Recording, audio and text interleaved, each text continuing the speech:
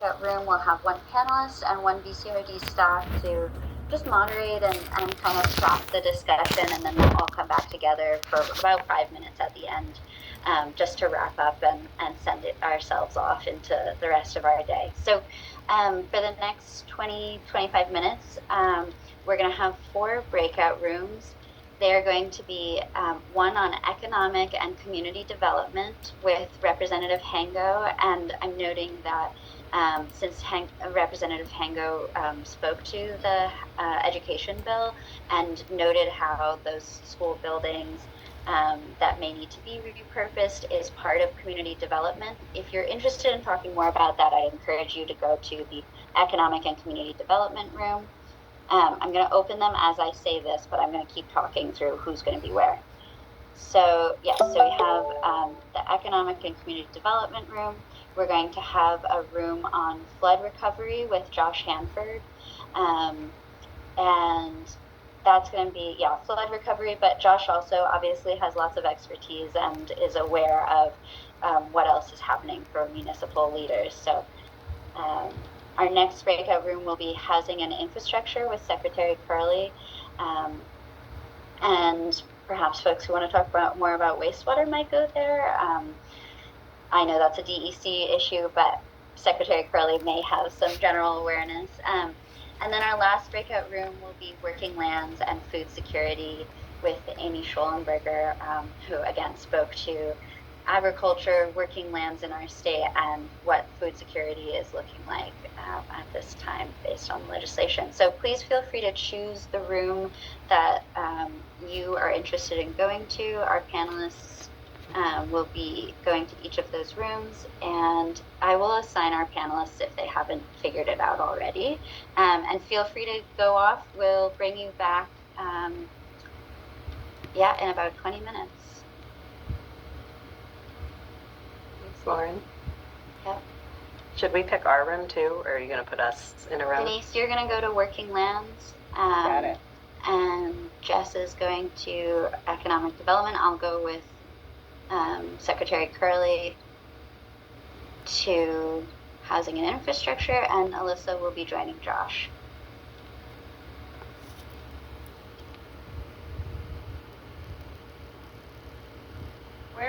Where do you move? How do you move to a room?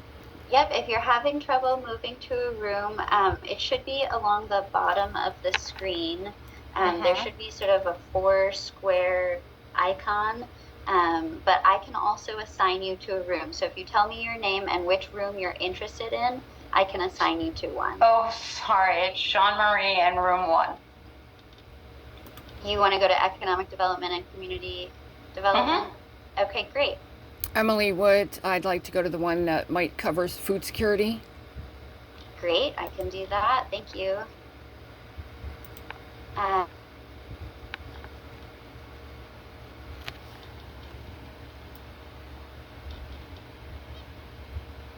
Vermonters Feeding Vermonters, and as I mentioned, the House Ag Committee supported that request, but the Appropriations Committee actually sort of had a farm and food package at the end, and so the final allocation for Vermonters Feeding Vermonters was $500,000.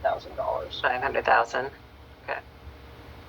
Is it the first time they funded that though? So at least it's something. Or No, was that... the food bank has been, as I said, running the program for several years, and in the beginning it was fully funded with charitable money, but during COVID they were able to get some one-time funding towards that program, and there's the legislature is generally supportive of it. It's just the budget is the budget, and you never know what's going to happen. Yeah. Hi, Emily. Hi, Sean. Welcome. Hi. Hello. How are you? I'm okay. How are you? Good. What questions do you all have for Amy or me? Well, for me, I'm Sean. I live in Waterford, Vermont. And for me, I'm still very curious about where climate change is going to affect the ability to grow food and fruit and stuff in certain areas, why we're going to allow Vermont to be developed up or asking for it to be developed up with housing and infrastructure, when we should probably be preserving that land for the future to be able to grow food on, and why we would want to change our way of life in this state by inviting all this development in.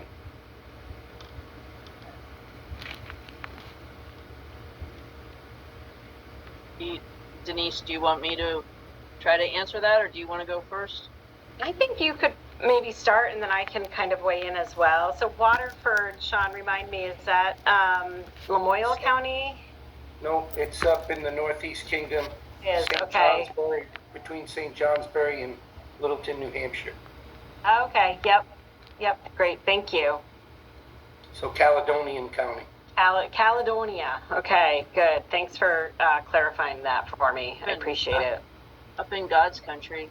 God's country, yeah. So I think, Sean, you've identified an age-old tension in Vermont.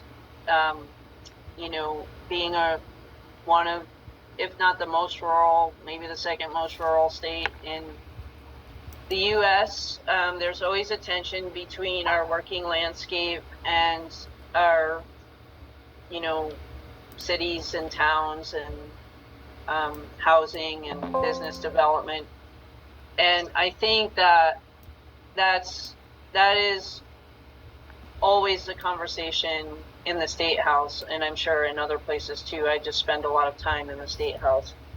I think that there's a lot of conversation in the farming community right now because, as I'm sure you know, the best farmland is near the water.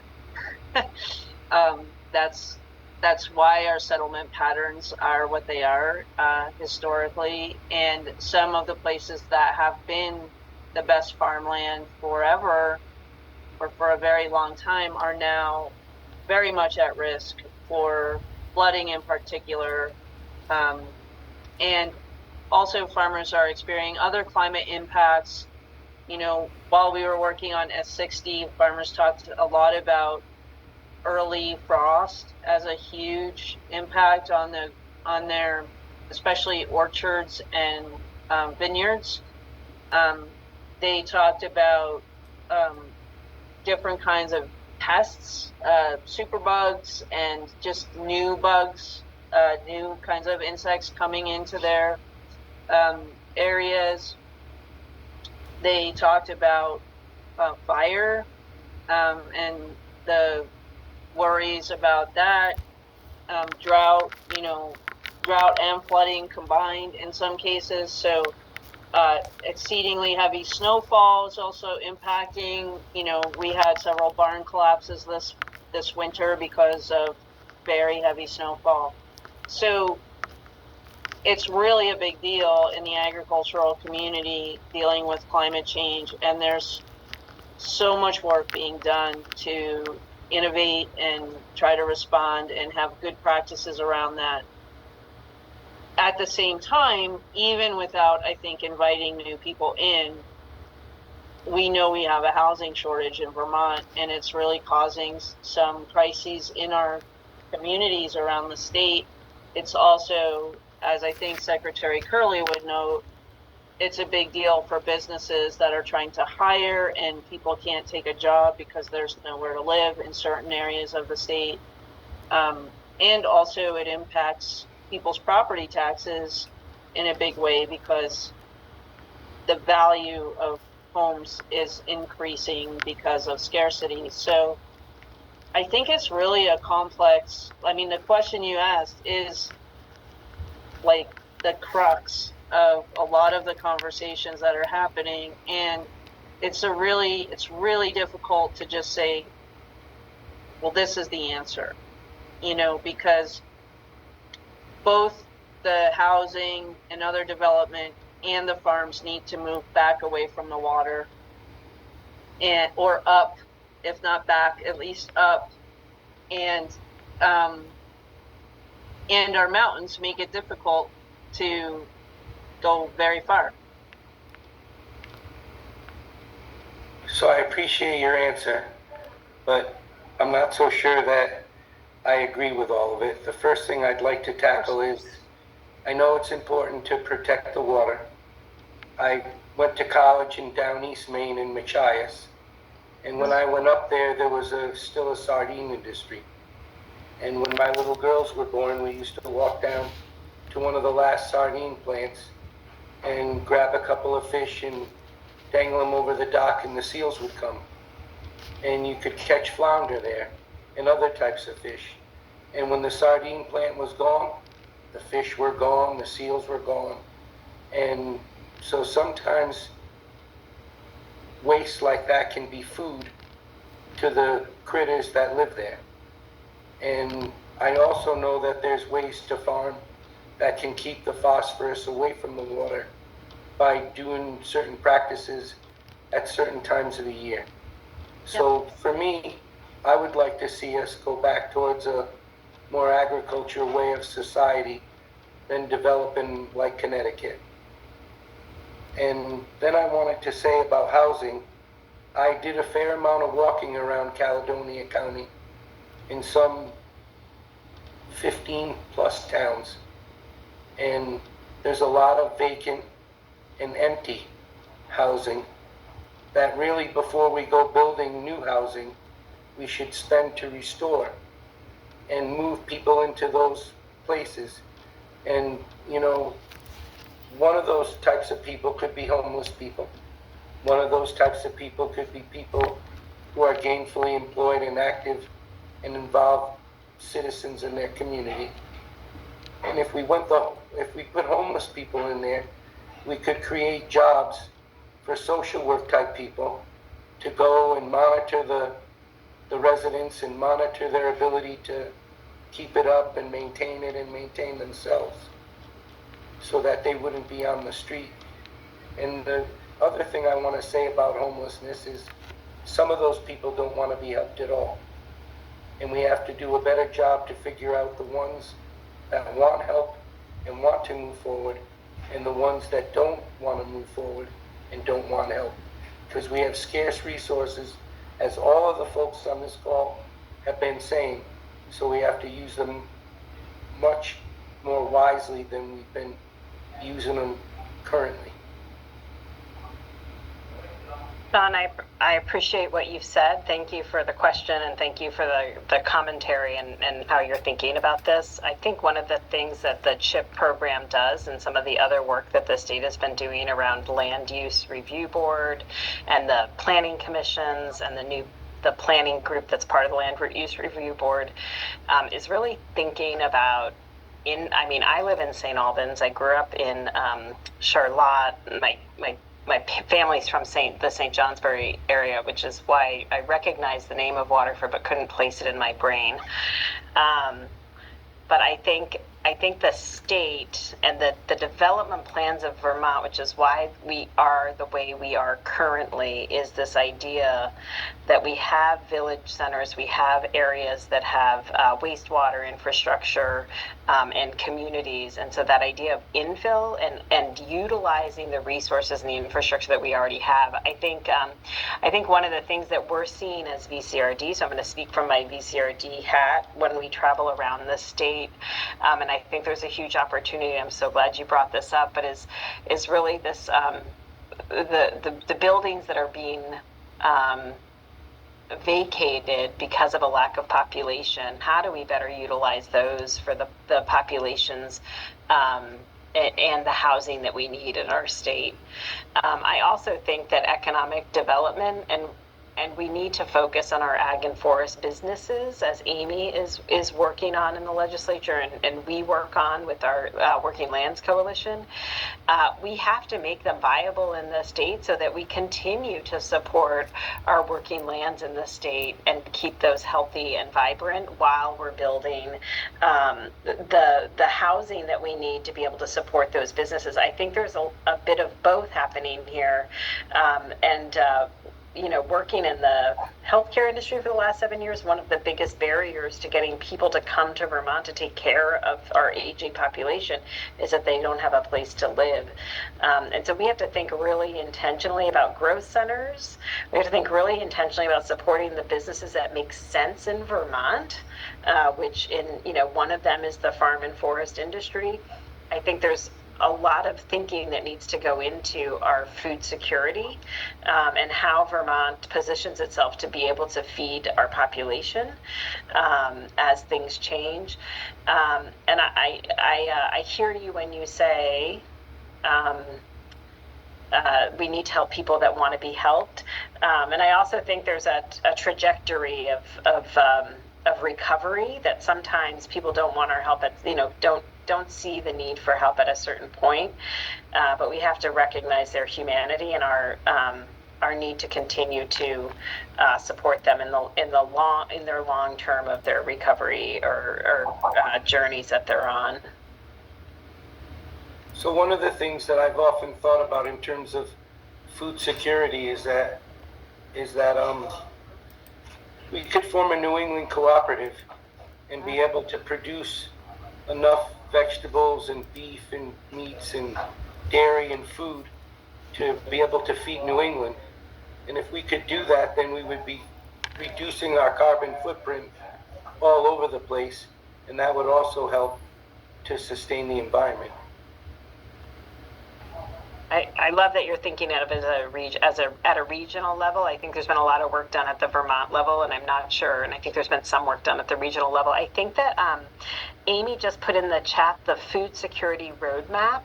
I know there's a new coalition of people that are meeting around food security in Vermont, Sean. And I think if you want to get involved, there's ways to do that, and that's being led, I think, from like the Intervale and the Vermont We're Sustainable actually Jobs working Fund. with the Food Security Roadmap Coalition. They're one of our clients as well.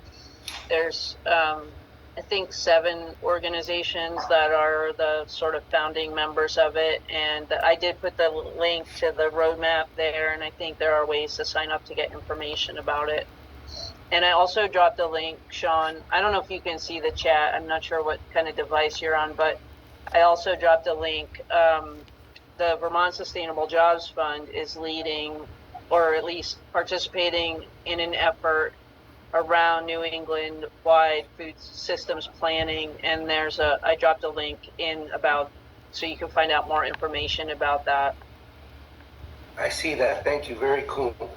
Yeah, So go ahead.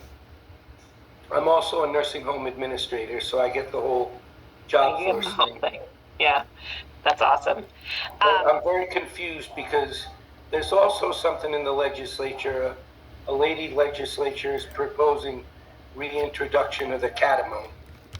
That reintroduction of the catamount and developing the state in terms of housing and malls and shopping and business, that doesn't jive. Those are really two different avenues to go down.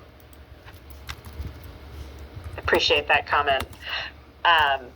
Emily, before we don't have much more time, but I just wanted to see if you had a question for Amy or me, or do you want to add anything to this conversation? I guess I just had like 2 questions or 2 things to mention, and one is, well, I guess that I agree with using abandoned properties and, it as much as possible, but it all depends on whether or not it's livable, what is the construction like, what needs to be fixed, and that sort of thing. You have to make it livable, so that it can be certified for residents.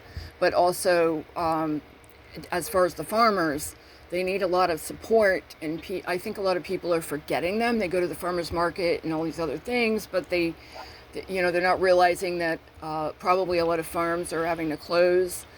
And I just think that the system needs to support the farmers, but not only in the old methods of farming.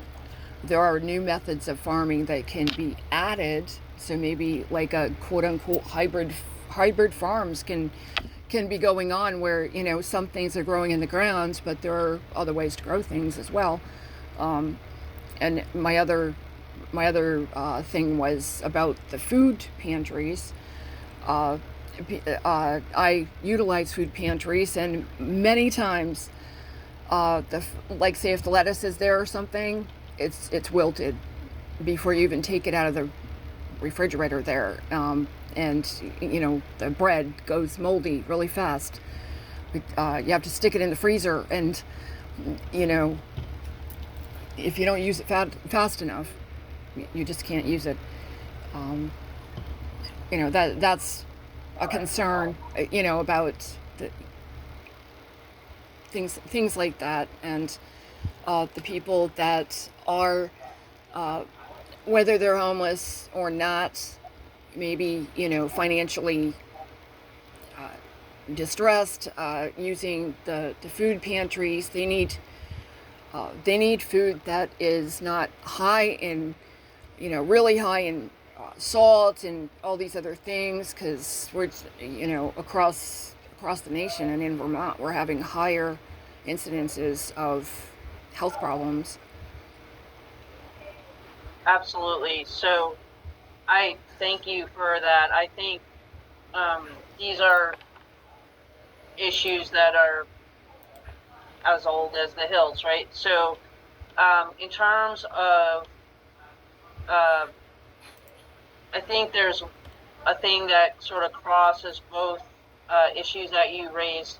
This year we worked with NOFA Vermont on an appropriation to continue their Crop Cash Plus, and Farm Share programs. Mm-hmm. So Crop Cash and Crop Cash Plus allow people who are on 3 Squares Vermont, which is the federal SNAP program, to get money matched at the farmer's market. So you go to the farmer's market and you say, I want to use $10 of my SNAP, so they give you an additional $20 to spend at the farmer's market. Mm-hmm. To buy directly from farmers at the prices that the farmers set at the market. It's not discounted food or anything. Mm-hmm. And it allows people to have access to local fresh food and also support their farming community, which is, you know, sometimes for low-income people who want to support their farming community, they're not able to do that because of the cost of the food.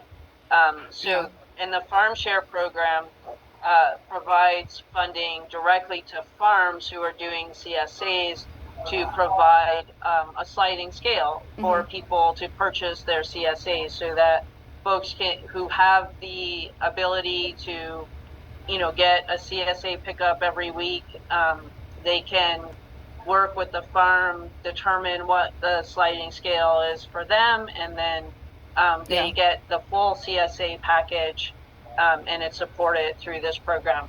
The other thing that I wanted to mention about the food pantries, I think this is where the Vermonters Feeding Vermonters program is so important, because a lot of the food that comes to the food pantries is federal surplus food, right? Or donated food from like grocery stores that's probably just past expiration when it's donated, right? Or just about to expire when it's donated. And so that's probably the wilted lettuce and the bread that doesn't last quite as long. And what we want is more ability to purchase fresh produce from local farms, so it's not, you know, traveling here from California on a truck. And also, again, providing the people who are visiting a food pantry with the same choices that other people have to meet their dietary needs, to get the cultural food that they might want or need, and also, frankly, just have some choice and dignity in the experience, right? And so that is something that is always a goal, but not always possible, you know, with the amount of funding that's available to the system. Yeah. And increasing the ability to buy things at the farmer's market is, tying into what I said about the whole thing. You're supposed to have eat a lot of fruit and vegetables, and the fresh ones are better, and all this other stuff. And a lot of people, if you're low income and you have to go to the food pantry, you're one of the, not that people that don't go to the food pantry don't have it, but they're going to have a lot of stress, and which leads to high blood pressure and high blood sugar and that sort of thing. Yeah, I'm also dropping into the chat just so you know about the resource, Emily. The Okay. food bank has a program called Veggie Van Go. Yeah. I don't know if you've ever utilized that, but it's basically like vans come to locations around the state, and they have fresh produce available for people. You can drive up and just get Yeah. a bag of produce. Okay. So check that out as Okay. well. Thanks. Yeah, I think Thank you, ladies. I appreciate the conversation. back. Sean, thanks for all your thoughts. Emily, thank you as Thank you. well. Yeah, I think this is all really important topics, and how Vermont kind of does this work now and in the future is going to be really important to the sustainability of our economy, of our people, of our rural nature, all of that. So really appreciate you all engaging and coming and joining us for this conversation. Thank you for being here. Thank you. Thank you for taking and fielding some questions. Appreciate it. Of course.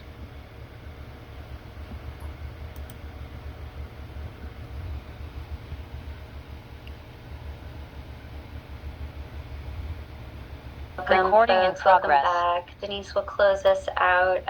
We'll just wait for everybody to be back in this room.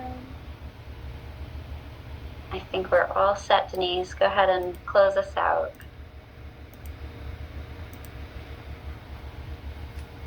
We can't hear you. You're still muted.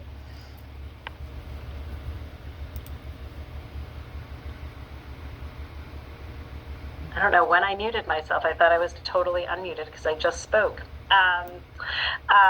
I just want to thank everybody for joining us today and for being here. I really want to thank our panelists, Secretary Curley, Josh, Amy, and Representative Hango for coming with us, for joining us today. I took some great notes during our session. I hope you all were able to get some of your questions answered in more detail. It was a great pleasure to be here. Just also a reminder for everybody, if you don't know or have not received information, on August 11th, we're hosting our Vermont Community Leadership Summit at the State University campus in Randolph, also known in the past as Vermont Technical College, VTC. The tagline this year is Communities in Action, because we have seen that our volunteers, municipal staff, and many agencies and nonprofits that serve our communities are looking to take action and move things forward. That's a bit of a theme that we've seen in the VCRD work that we're doing around the state. We hope that you'll join us and continue connecting with each other and having important conversations. And I think we're putting the link in the chat. And just thanks again to Josh Hanford from Vermont Leagues of Cities and Town, Director of Intergovernmental Relations, Lisa Hango, who's a representative for Franklin 5, Secretary Lindsay Curley from the Agency of Commerce and Community Development, and Amy Schollenberger with Action Circles. And last and most importantly, to all of you who joined from every part of Vermont, thank you for everything you are doing for your communities and the state, and for joining the VCLN network in what we're trying to do, which is to support leaders like you throughout the state. Thank you all. Have a good day. Yeah, have a great day. Thanks so much. Thanks, everyone. Bye.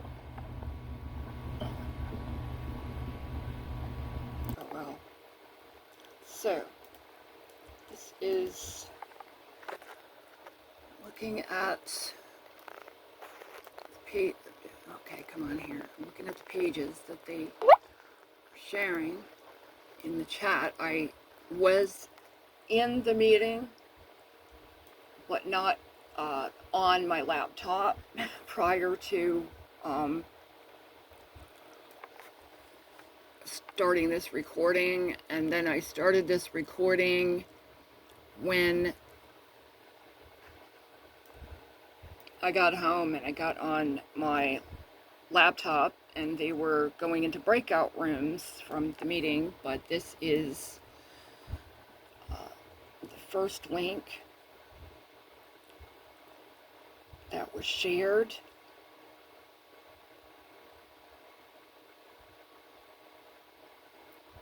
And of course at the top you can see the link itself, and this one is for Veggie Van Go.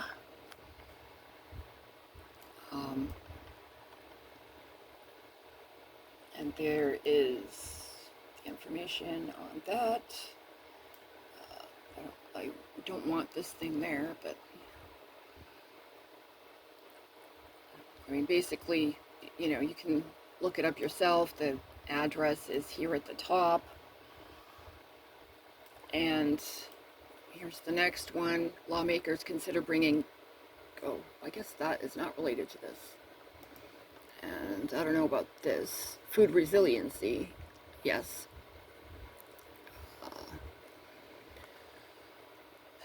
S60. So you can look up S60. Farm to Plate. That is www.vermont-food-security-roadmap-2035. Here is New England State Food System Planners Partnership. And here is, at the top is the link to that one. I don't know, I guess this was important for the meeting at some point, but anyways, so there it is.